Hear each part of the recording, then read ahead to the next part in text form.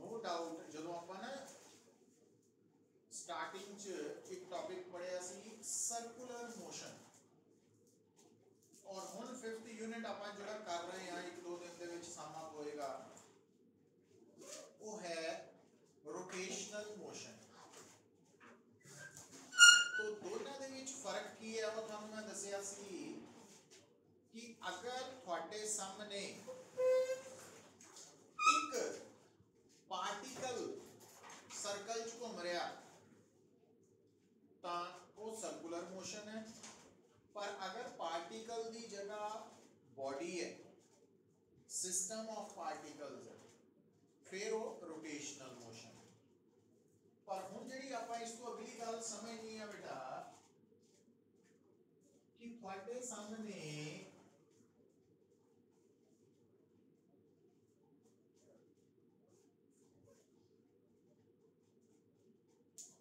Rotational motion च एक term आएगी रिजिड बॉडी। रिजिड बॉडी का मतलब की है, देखो एक्चुअली कोई भी जी बॉडी है ना, कोई भी ऑब्जेक्ट है वो कलेक्शन ऑफ पार्टिकल्स है, पार्टिकल्स की बनी हुई है। हुण बेटा जदों किसी भी बॉडी के ऊपर असी फोर्स लगाने हैं, फोर्स अप्लाई करते हैं तो वो जी बॉडी है ना, एक तो आप कहते हैं कि फोर्स लगाने ते बॉडी एक्सेलरेट करती है, एक तो वो गल है। दूसरा फोर्स लगाने ते बॉडी डिफॉर्म हो जाती, डिफॉर्म मतलब उसकी शेप या साइज या दोनों ही चेंज हो जाते। ठीक होगी गल? हुण गल नूं सुनियो ध्यान नाल। अगर तुसी किसी बॉडी के ऊपर फोर्स लगाने हैं और फोर्स लगाने ते वो बॉडी डिफॉर्म कर जाती है, उसकी शेप साइज चेंज हो जाते हैं, तो असी कहने कि ये जी बॉडी है ये डिफॉर्म हो गई है ना, इसकी शेप साइज बदल गया। पर एक साडे कोल इदां दी बॉडी है जिहदे ते जिन्नी मर्जी फोर्स अप्लाई कर दी जाए उस बॉडी की शेप साइज बिल्कुल भी नहीं बदलती, वो इंटैक्ट एज सच रहती है। उस बॉडी को असीं कहने रिजिड बॉडी। रिजिड बॉडी का मतलब कि जिहदे शेप साइज से कोई फर्क ना पे फोर्स लगाने, ठीक है, वो उदा दे उदा ही रहे जिन्नी मर्जी फोर्स लगा दे। एक आइडियल जो कंसैप्ट है रिजिड बॉडी, क्योंकि इदा की कोई भी प्रैक्टिकली बॉडी नहीं है जिहदे जिन्नी मर्जी फोर्स लगा दे वो शेप चेंज ना करे या साइज, तो हर बॉडी की एक लिमिट तो बाद शेप या साइज ने चेंज कर जाना होंदा ना, तो एक आइडियल कंसैप्ट है। पर फिर भी प्रैक्टिकल पर्पस लई असीं सॉलिड बॉडीज नूं की मान सकते हैं, रिजिड बॉडी मान सकते हैं। अच्छा हुण हुंदा की है बेटा, क्योंकि आपां ये गल सीख चुके हैं, सुनो कि जदों कोई भी पार्टिकल कर्व्ड पाथ फॉलो करता, तो इसका मतलब वो नेट फोर्स लगनी, ठीक है ना, क्योंकि कर्व्ड पाथ फॉलो करन मींस उन्हें एक्सेलरेट करना, एक्सेलरेट करन मींस नेट फोर्स लगनी। तो अगर तुहाडे सामने कोई बॉडी कर्व्ड पाथ फॉलो करती है, तो जो कोई बॉडी कर्व्ड पाथ फॉलो करती है उसदे विचों एक एग्जांपल है रोटेशनल मोशन की, रोलिंग मोशन की, क्योंकि रोलिंग मोशन या रोटेशनल मोशन का की मतलब है बॉडी कर्व्ड पाथ फॉलो कर रही है। तो कर्व्ड पाथ करती हुई जी बॉडी है, फॉलो करती हुई बॉडी जी है, उहदे ते लगन वाली जी फोर्स है वो किहड़ी फोर्स होनी है, रख देगा। तो कर्व्ड पाथ फॉलो करती हुई बॉडी ते किहड़ी फोर्स लगनी है, जे उहदी डायरेक्शन चेंज हो रही है तो सेंट्रीपिटल फोर्स, जे उहदी स्पीड चेंज हो रही है टेंजेंशियल फोर्स, जे दोनों ही चेंज हो रहे हैं तो दोनों का सम, ठीक है ना। तो रोटेट हो रही बॉडी ते फोर्स हमेशा लगनी है, सर्कल च घूमती बॉडी ते हमेशा फोर्स लगनी। सेंट्रीफ्यूगल फोर्स नहीं है, सेंट्रीफ्यूगल सूडो फोर्स है ना, वो आपां अज्यूम करते हैं जदों असीं किसी प्रॉब्लम नूं नॉन इनर्शियल इनर्शियल फ्रेम तो हाँ है ना, वो जी सेंट्रीफ्यूगल फोर्स है वो रोटेशन इफेक्ट तो पैदा हुई है ना।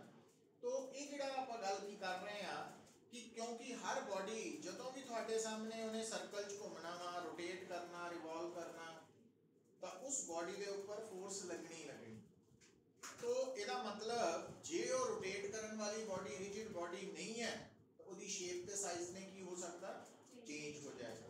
पर आपां सिलेबस दे विच जेडी भी रोटेशनल मोशन च बॉडी है वो हमेशा केड़ी है रिजिड बॉडी। ਇਹਦਾ मतलब सानू की एडवांटेज होएगी कि कोई भी रिजिड बॉडी जदों भी रोटेट करेगी रोल करेगी उसकी शेप या साइज ने की रहना सेम रहना, ਉਹਦੇ ਚ कोई चेंज नहीं आनी।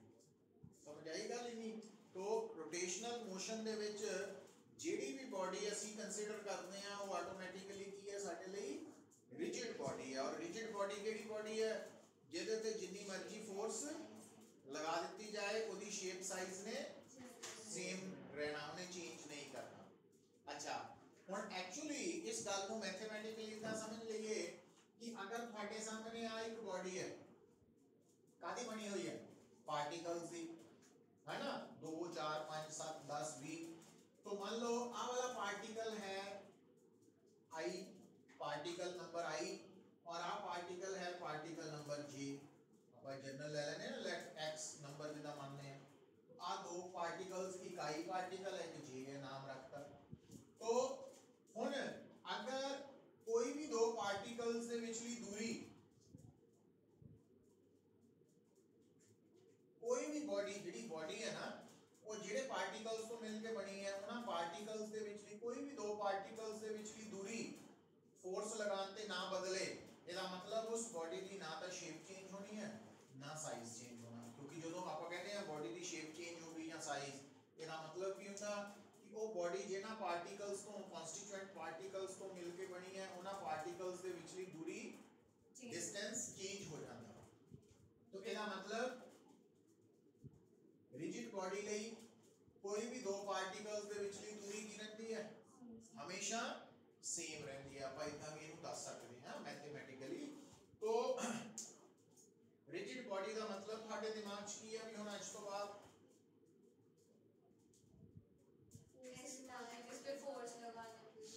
हाँ वो बॉडी जिसके ऊपर जितनी मर्जी फोर्स लगा दी जाए थ्योरेटिकली उसकी शेप ते साइज ने सेम रहना।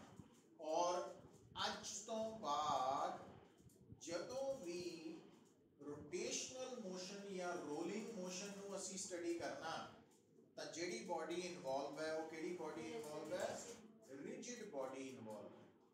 ठीक है, ਇਹਦੇ ਚ सेकंड थॉट नहीं आनी चाहिए सानू।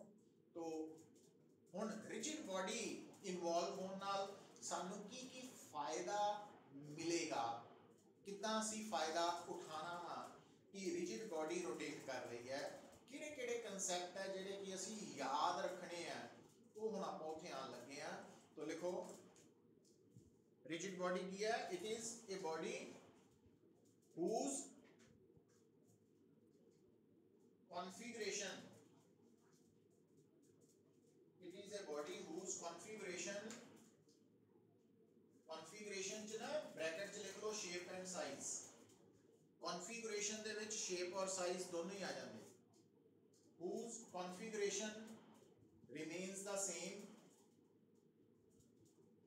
irrespective of the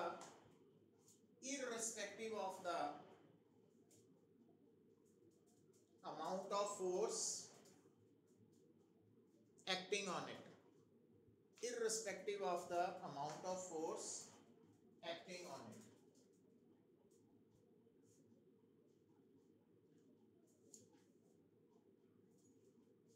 ठीक है, हुण बेटा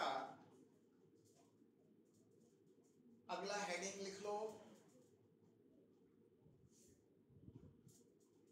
rotational motion of rigid body. Rotational motion of rigid body, जदों भी थोड़ी रिजिड बॉडी रोटेट करेगी है ना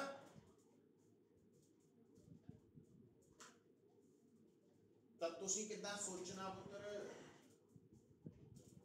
इस गल नूं भुलना नहीं तुसी।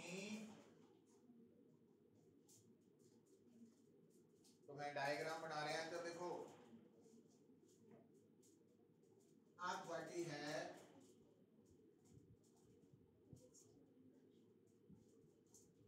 एक्सिस ऑफ रोटेशन जिस दे अबाउट रिजिड बॉडी की कर रही है, घूम रही है ना, रोटेट कर रही है, रिवॉल्व कर रही है। तो हुण आ जी रिजिड बॉडी है पुत्र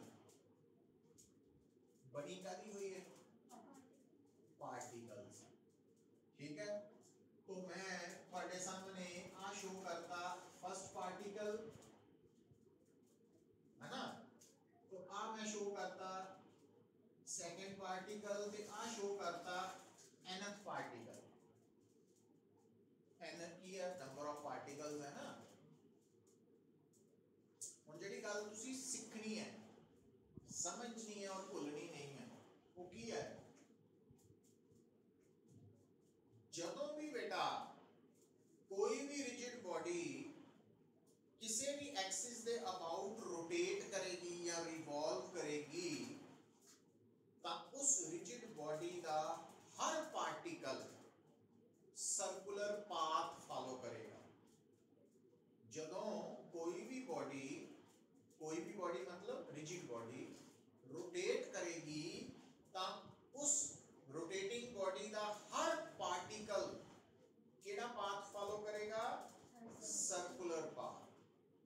ठीक है, मैं लिखाना नहीं है, इनको याद रखना है, किसी ने पूछना नहीं है पेपर च, पर इस तो बिना अगले कंसेप्ट अप्लाई नहीं होने साडे को, इनको याद रखना पे।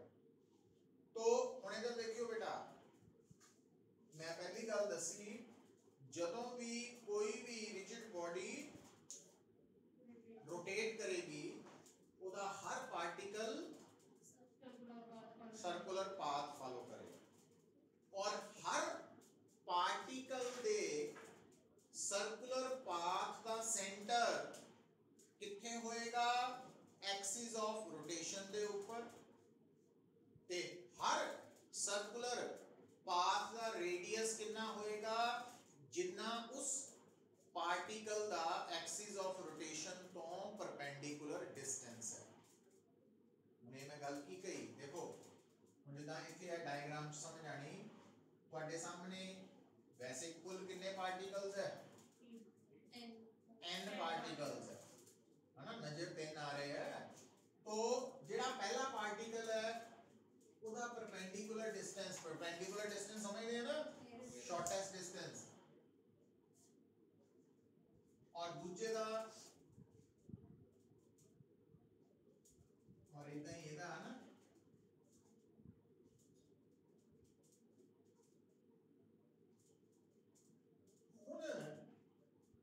जेड़ा पहला पार्टिकल है उदे सर्कल का सेंटर आया O1, दूजे दे सर्कल का सेंटर आ है O2, nth दे सर्कल का सेंटर आ है ON।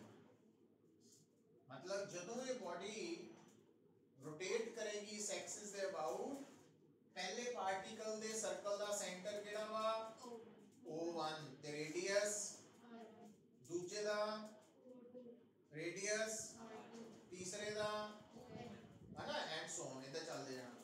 और मतलब जदों ये बॉडी इतना घूमेगी, तब इधर जेड़ा पहला पार्टिकल है वो इस रास्ते पे रहेगा ना, इस सर्कल में, जेड़ा दूसरा पार्टिकल है वो इस रास्ते पे रहेगा, जेड़ा nth पार्टिकल है वो इस रास्ते पे आएगा। समझ आई है गल, क्लियर है?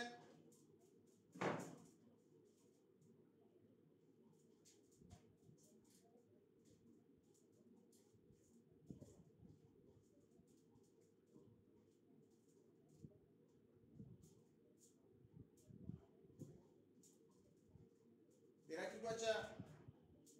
हाँ केडी डॉक्टर दे हाल है उनको चेक कर लो।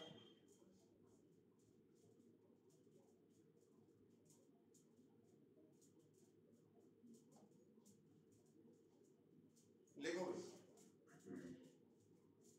ये पॉइंट्स जेडे मैं लिखान लगा ये थानू याद रखने पैने हैं। whenever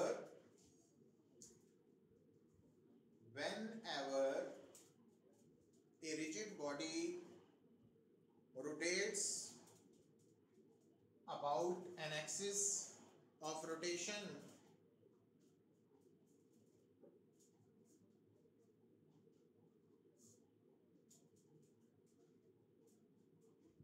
its each constituent particle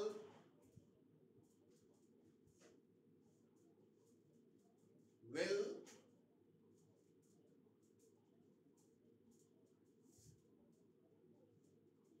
follow a circular path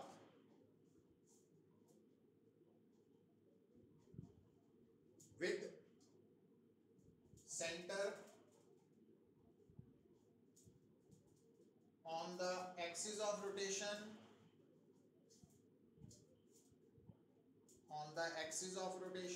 and radius of circle is equal to कितने बराबर perpendicular distance of particle from the axis of rotation।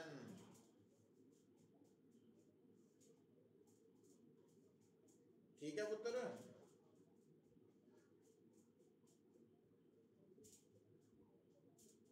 फिर लिखो second point.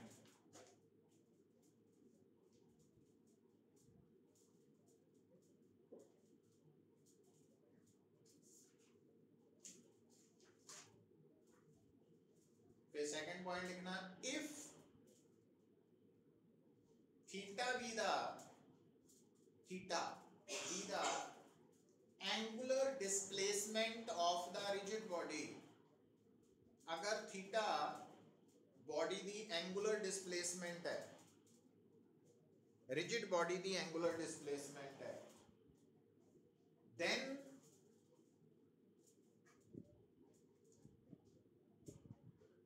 angular displacement of its each particle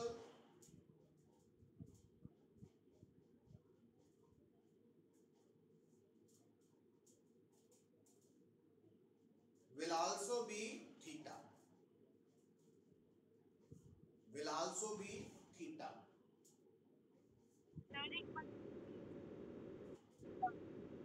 if theta be the angular displacement of the rigid body, then angular displacement of its each particle will also be theta।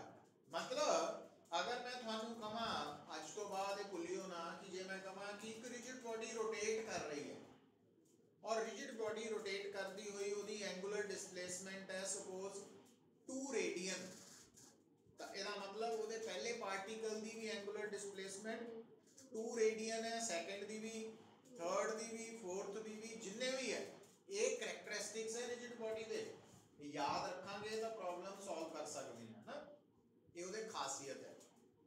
इतना ही लिखो second point if omega be the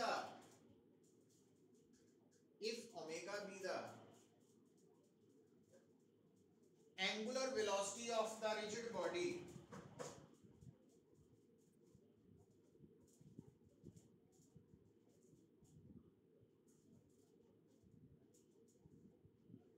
then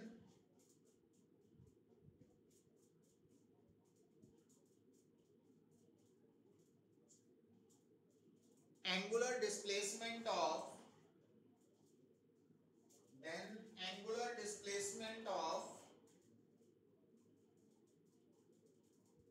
each particle,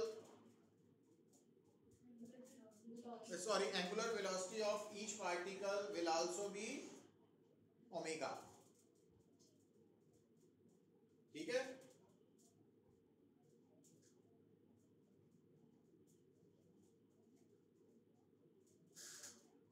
की समझे? ये अगर मैं कहा कि आ जी body है इसकी एंगुलर वेलोसिटी है 2 रेडियन पर सेकंड फर्स्ट पार्टिकल दी भी सेकंड दी थर्ड दी 2 रेडियन पर सेकंड है। अच्छा हुन इहदे चों एक होर गल निकलनी है कि जदों कोई भी पार्टिकल सर्कल च घूमदा वा ते जे उस सर्कल दा रेडियस r होए सर्कल च घूमन वाले पार्टिकल दी एंगुलर वेलोसिटी ओमेगा होए तां सर्कल च घूमन वाले पार्टिकल दी linear velocity v omega r होंदी है कि नहीं। अगर कोई भी पार्टिकल बॉडी नहीं मैं कह रहा, अगर कोई भी पार्टिकल सर्कल च घूम रहा सर्कल दा रेडियस r है पार्टिकल दी एंगुलर वेलोसिटी ओमेगा वा तां उस सर्कल च घूमन वाले पार्टिकल दी लीनियर वेलोसिटी v कितनी हो ओमेगा r है ना। अच्छा हुन आ जाओ इधर हुन जे मैं तुहानू कहां सुनो इधर पुत मैं तुहानू कहना भाई थोड़े ये जी रिजिड बॉडी है इसकी एंगुलर वेलोसिटी है ओमेगा लिखता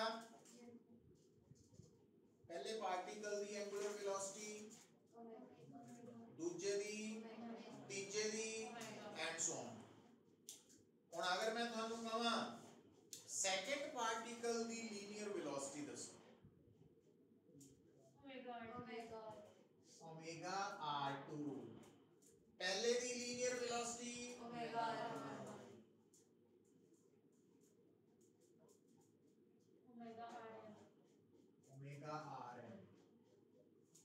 ये बोलना नहीं ठीक है। भव्या आ रही समझ पवनीत हाँ इंपॉर्टेंट पार्ट है जेडे समझ होनी चाहिए। अच्छा हुन बेटा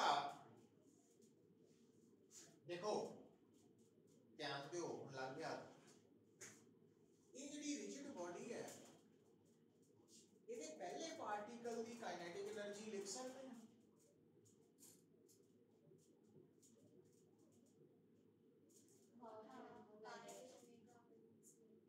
पार्टिकल दी पार्टिकल दा मास मैं लिख देना m1 दूजे दा मास m2 इदा mn है ना इदा लिख देना पहले पार्टिकल दी काइनेटिक एनर्जी लिख सकते हैं हाफ v1 स्क्वायर दूजे दी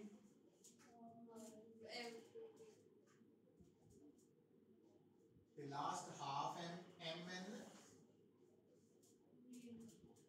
एक ही होगी टोटल काइनेटिक एनर्जी है ना। और देखियो क्योंकि आप डेरिवेशंस नहीं कर रहे हैं बट आए कितना रिजल्ट्स हुन हाफ m1 v1 की जगह की लिख सकते हैं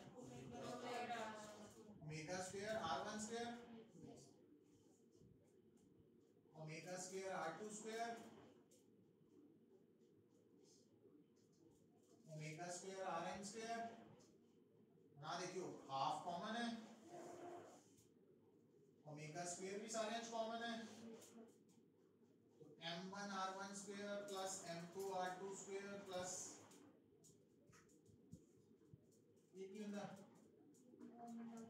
मोमेंट ऑफ इनर्शिया नहीं होता जो कोई सिस्टम पार्टिकल दा बनया तो उन्हां दा moment of inertia m1 r1 square plus m2 r2 आही दसिया नहीं सी रोटेशन दी काइनेटिक एनर्जी दा है ना। तो मतलब एक दूसरे नाल जुड़ियां गल्लां सो तुसी याद की रखिया पुत्र हुन अगर ਤੁਹਾਡੇ सामने कोई बॉडी रोटेट कर रही है तो उस रोटेटिंग बॉडी क्योंकि एक गल ਤੁਹਾਨੂੰ ਦੱਸਦੀ है रोटेटिंग बॉडी हमेशा ਤੁਹਾਡੇ सामने रिजिड बॉडी है लिखिया होवे ना होवे अंडरस्टूड है। तो ਇਹਦਾ मतलब जे मैनू कहे कि आ जी बॉडी रोटेट कर रही है इसकी एंगुलर वेलोसिटी है ओमेगा ता ਉਹਦੇ पहले party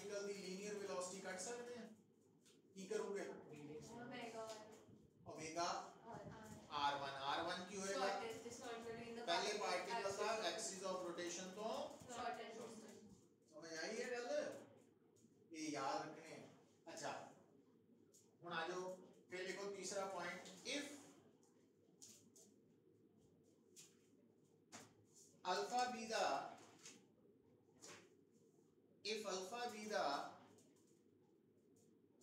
angular acceleration of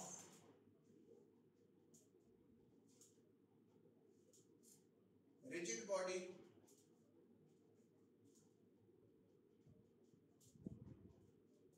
then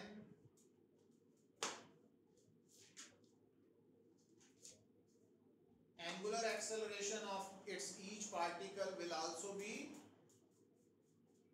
alpha.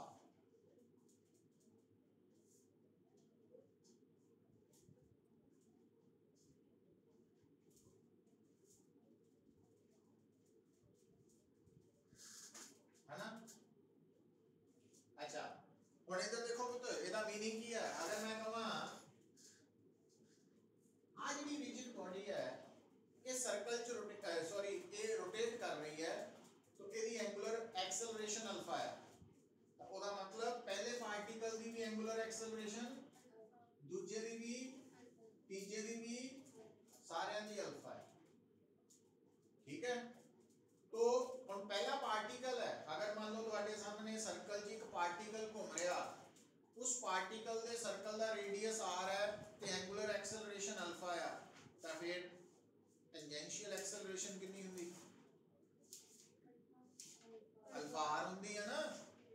इसका मतलब अगर मैंने कोई कहे कि एक रिजिड बॉडी है, इस रिजिड बॉडी के ऊपर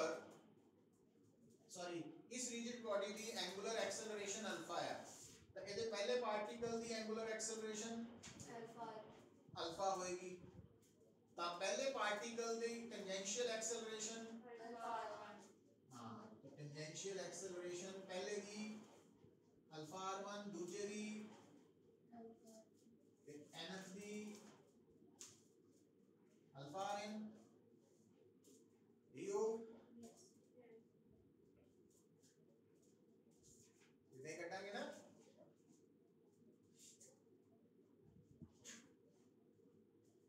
तो सिक्ख्या की है जदों भी रिजिड बॉडी रोटेट करेगी ਉਹਦੇ हर पार्टिकल की एंगुलर डिस्प्लेसमेंट सेम है, हर पार्टिकल की एंगुलर एक्सेलरेशन सेम है, पर हर पार्टिकल की लीनियर वेलोसिटी सेम नहीं है। तो जेड़ा पार्टिकल एक्सिस ऑफ रोटेशन तो जितना दूर होएगा उसकी लीनियर वेलोसिटी ज्यादा होएगी, तो जितना नजदीक होएगा, तो जेड़े पार्टिकल्स एक्सिस ऑफ रोटेशन के ऊपर होंगे उन्हां लई जीरो हो जाएगी। समझ गए? हुण इस डायग्राम च आपां की बनिया कि जेड़ी तुहाडी एक्सिस ऑफ रोटेशन है वो बॉडी चों पास नहीं कर रही, पर एक्सिस ऑफ रोटेशन तो बॉडी दे विचों भी तो लंघ ही सकती है। तो जे मान लो तुहाडी एक्सिस ऑफ रोटेशन बॉडी दे विचों लंघ रही है, तो जेड़े बॉडी दे पार्टिकल्स उस एक्सिस दे ऊपर आएंगे उन्हां दी लीनियर वेलोसिटी की हो, मतलब वो रेस्ट पे होंगे। समझ आई गल कि नहीं आई? याद रह लो पक्का, ये पॉइंट्स ना भूलियो, जो भूल गए फिर गड़बड़ होनी सारी शुरू। हुण लिखो, हुण हेडिंग लिखो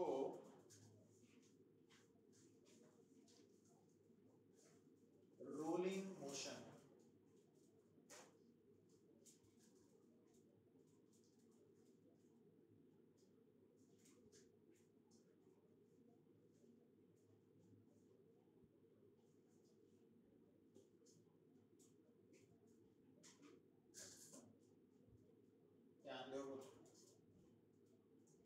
ਜਦੋਂ ਅਸੀਂ रोलिंग मोशन की गल करते हैं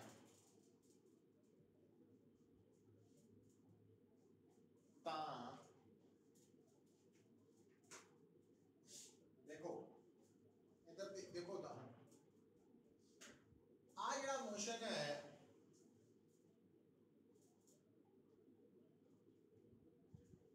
ये रोलिंग है कि रोटेशनल? हाँ, हम देखियो थोड़ा जा ध्यान दियो गल नूं समझियो। हर बॉडी जेडी है ना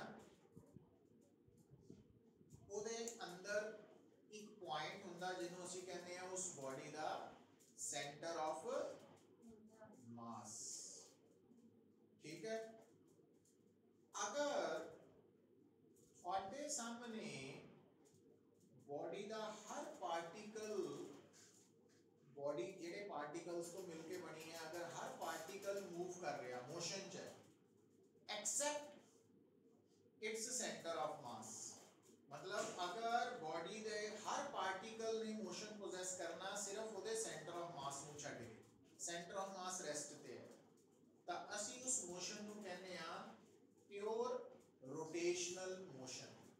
ਕਿਹੜਾ मोशन लिखो पहला, रोलिंग मोशन तक पहुंचने ਲਈ ਸਾਨੂੰ ਇਹ ਗੱਲਾਂ ਦੀ समझ और याद होना जरूरी है।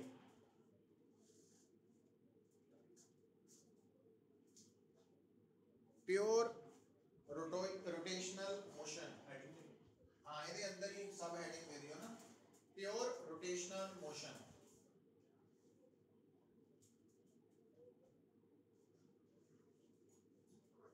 When an object moves in such a way, when an object moves in such a way that its all constituent particles are in motion except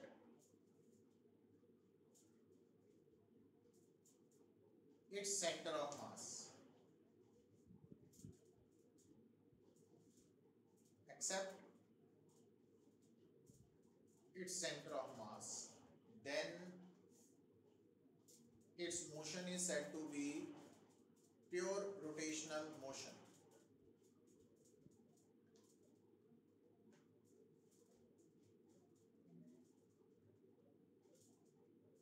pure rotational motion.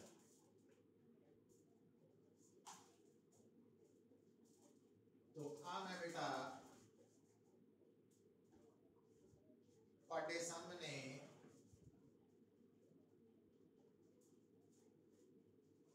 एक बॉडी शो करती,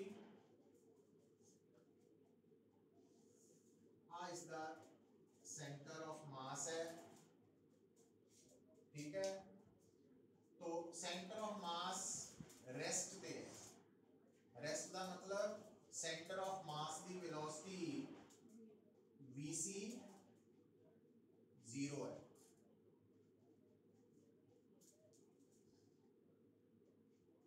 सेंटर ऑफ मास की velocity 0 है। vc means velocity of centre of मास, ठीक है।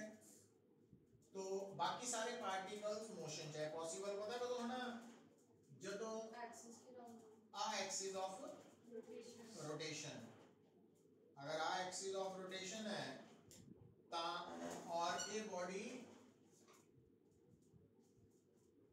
दी angular velocity कितनी है omega,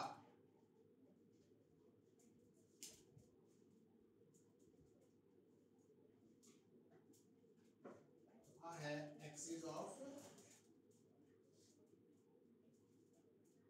rotation.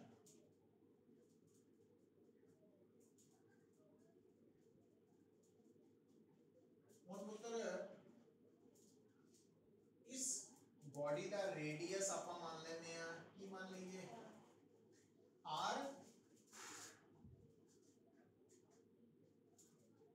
मान लिया। अच्छा हुण इस बॉडी के ऊपर बेटा मैं ए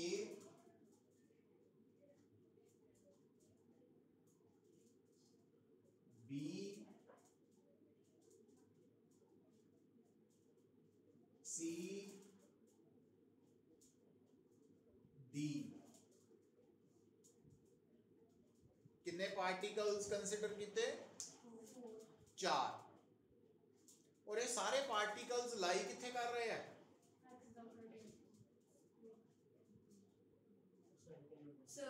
सरकमफ्रेंस पे, है ना, सरकमफ्रेंस पे है, एक्सिस ऑफ रोटेशन पे थोड़ी है, हाँ यार ये एक्सिस ऑफ रोटेशन। और ये JD axis of rotation body के सेंटर ऑफ मास चो लंघदी है उन्होंने ਅਸੀਂ ਕਿਹੜੀ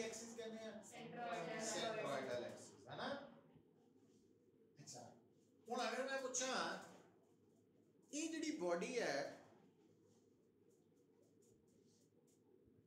ਇਹਦੇ centre of mass the velocity कितनी है 0 ਜਿਹੜਾ पॉइंट A है पार्टिकल ਉਹਦੀ वेलोसिटी कितनी है हैं velocity linear velocity omega r पता लगा क्यों क्योंकि हुनी दस के हटिया है कि केड़ी बॉडी है रिजिड क्योंकि जिथे रोटेशन आ गई ना उत्थे रिजिड बॉडी है साडे सिलेबस है ना दोबारा नहीं सोचन दी लोड़ कि रिजिड बॉडी दे हर particle the velocity angular velocity same है क्या मतलब चाहे A पार्टिकल है चाहे B है चाहे C है चाहे D है हर पार्टिकल दी एंगुलर वेलोसिटी ते लीनियर वेलोसिटी कड्ढन लई किदां की करीदा उस पार्टिकल दी एंगुलर वेलोसिटी नु उस particle they axis of rotation तो परपेंडिकुलर डिस्टेंस ना मल्टीप्लाई करी क्योंकि वो रेडियस हो जाता ना हुन सारे पार्टिकल्स किथे लाई कर रहे हैं इस करके हर पार्टिकल दी लीनियर वेलोसिटी सेम है मैग्नीट्यूड सेम है ओमेगा डायरेक्शन किधर में होनी तो जेडी ओमेगा r तो पैदा हुई लीनियर वेलोसिटी है ना अलोंग द टेंजेंट होनी तो अलोंग द टेंजेंट इतना बनता along the tangent